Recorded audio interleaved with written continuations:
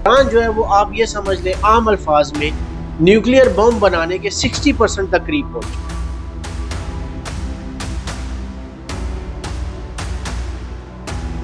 ہے تو امریکہ کے پاس 3700 یعنی کہ 3700 نیوکلیئر ویپنز ہیں۔ آج ہم ایک ایسے سوال کے جواب کی تلاش کریں گے جو کہ آج کل ہر بندے کے ذہن میں ہے۔ ایران اور امریکہ کی جو جنگ چل رہی ہے اس سلسلے میں اگر امریکہ نے ایران پر آخری ہتھیار کے طور پر آخری حملے کے طور پر ایٹم بم گرا دیا، نیوکلیئر بم گرا دیا، تو اس کے کیا اثرات ہوں گے اور کیا پاکستان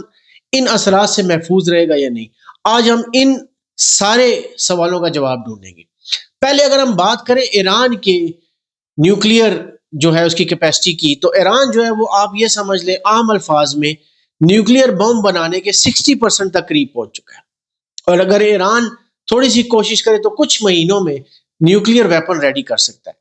لیکن اگر ہم دوسری طرف بات کریں امریکہ کی، تو امریکہ کے پاس 3700 یعنی کہ 3700 نیوکلیئر ویپنز ہیں۔ وہ مختلف فارمز میں ہیں، کچھ میزائلز کی فارم میں، کچھ ایٹم بم کی فارمز میں، کچھ سب مرینز کے فارم میں، لیکن امریکہ کے پاس اس وقت ایکٹیو یعنی کہ امریکہ آج چاہے تو 3700 نیوکلیئر ویپنز اس کے پاس ہیں۔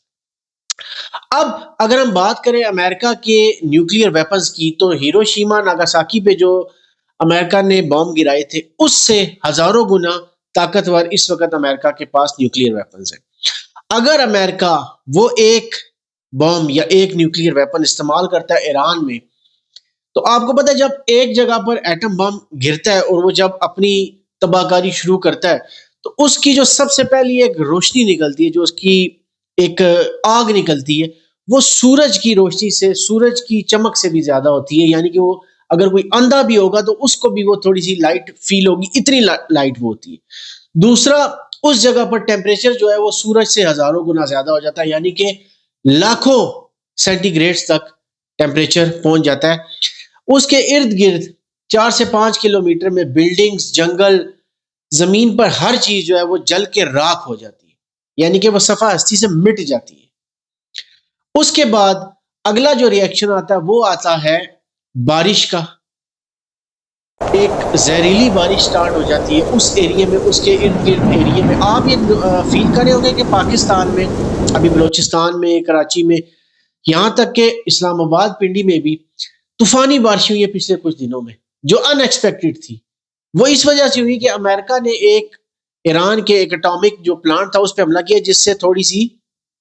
ریڈیشنز باہر آئی ہیں، تو اس نے ٹیمپریچر کو، سارے جو کلائمیٹ ہے اس کو اتنا چینج کر دیا۔ اگر وہ ڈائریکٹ حملہ ہو تو آپ یہ سوچیں کہ پاکستان کا جو سندھ اور بلوچستان کا علاقہ ہے وہ اس کی کتنی لپیٹ میں آ سکتا ہے۔ ایک تو زہریلی بارش ہو جائے گی، دوسرا پانی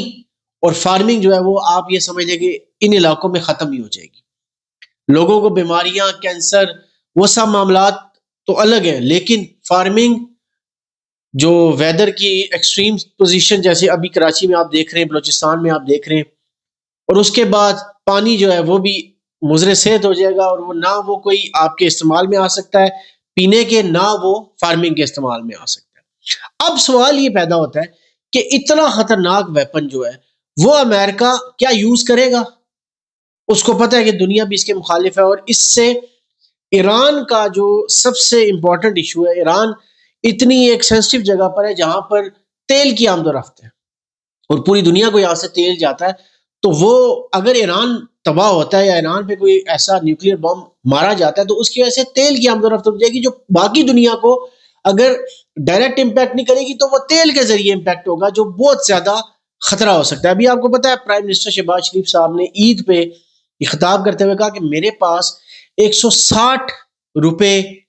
پر لیٹر مہنگا کرنے کی تجویز آئی ہے، جو میں نے رد کر دی ہے عید کی وجہ سے۔ صرف آپ یہ دیکھ لیں کہ ایک مہینہ، ابھی آپ اس کو فل وار کہہ بھی نہیں سکتے، تو 160 روپے پر لیٹر اور مہنگا، ابھی 55 روپے مہنگا ہو چکے، آپ کو اس چیز کا اندازہ ہوگا۔ تو اگر ایسی کوئی چیز ہوتی ہے تو آپ یہ سوچیں کہ دنیا میں کس قدر تباہ کاری ہوگی،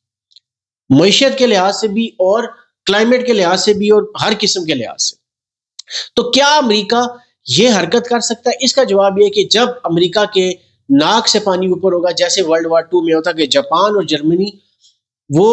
ان سے قابو نہیں آ رہے تھے، جاپان نے امریکہ کے جسے کہتے ہیں نا نتھ ڈال کے رکھی ہوئی تھی۔ اب بھی اگر آپ یہ دیکھیں کہ اسرائیل پہ جو ایران کے حملے ہیں اور امریکہ کے جو بیسز ہیں مڈل ایسٹ پہ، ان پہ جو حملے ہیں وہ امریکہ کے بس سے باہر ہیں. امریکہ کبھی نیٹو سے مدد لے رہا ہے، کبھی کسی سے مدد مانگ رہا ہے، لیکن آپ یہ سمجھ لیں کہ امریکہ کے جو ہے نا وہ گلے تک پانی پہنچ چکا ہے.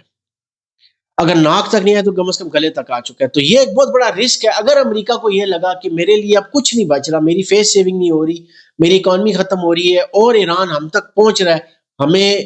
نقصان پہنچا سکتا ہے، تو امریکہ آخری جو ہے نا وہ ہتھیار، آخری پتہ یہ نکال سکتا ہے کہ ایٹم بم یا نیوکلیر جو ویپن ہے وہ استعمال کرے ایران پہ. اس کے چانسز آپ یہ سمجھ لیں 5% ہے، لیکن زیرو نہیں ہے، ہو سکتا ہے یہ اٹیک. تو اس لیے ہمیں بھی یہ دعا کرنی چاہیے کہ اس نہج تک نہ پہنچے، کیونکہ اس گرمی سے، اس تباہی سے ہم بھی نہیں بچ سکتے، بلکہ کوئی بھی دنیا کا ملک نہیں بچے گا، کیونکہ ایران سے آئل جاتا ہے، آئل پوری دنیا کو آپ کو پتہ چلاتا ہے. تو اس لیے ہماری دعا یہ کہ جنگ ختم ہو اور کوئی امن کا راستہ نکلے، تاکہ دنیا جو ہے وہ ترقی کرے، نہ کہ ایک دوسرے کو توڑنے پھوڑنے میں لگ جائیں اور ہم 100-200 سال پیچھے چلے جائیں. اور ہماری اکانومی ویسے بھی اتنی تگڑی نہیں کہ ہم اس قسم کا کوئی برداشت کر سکیں. آپ یہ سوچیں کہ 160 روپے اگر پیٹرول مہنگا ہو گیا تو غریب کی کیا حالت